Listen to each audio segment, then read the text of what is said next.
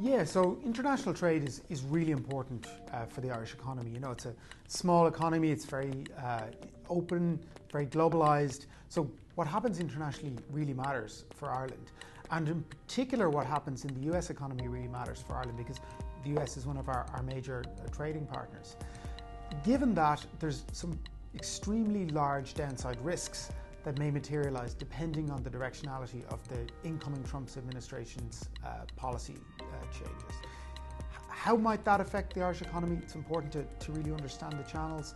Well, first of all, if the Trump administration starts to introduce tariffs, that could directly affect trade for Ireland.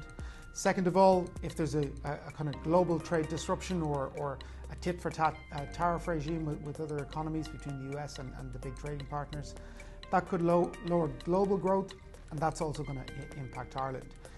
Thirdly, FDI. You know, we rely hugely on US multinationals for our FDI flows.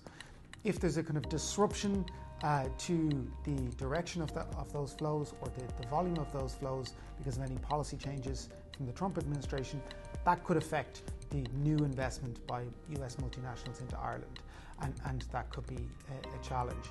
Thirdly, and particularly important for the public finances, is the corporation tax. Now, we know that's gone up to such an extent over the past number of years, and it's so concentrated in a small number of firms that any change there could have big risks for the public finances.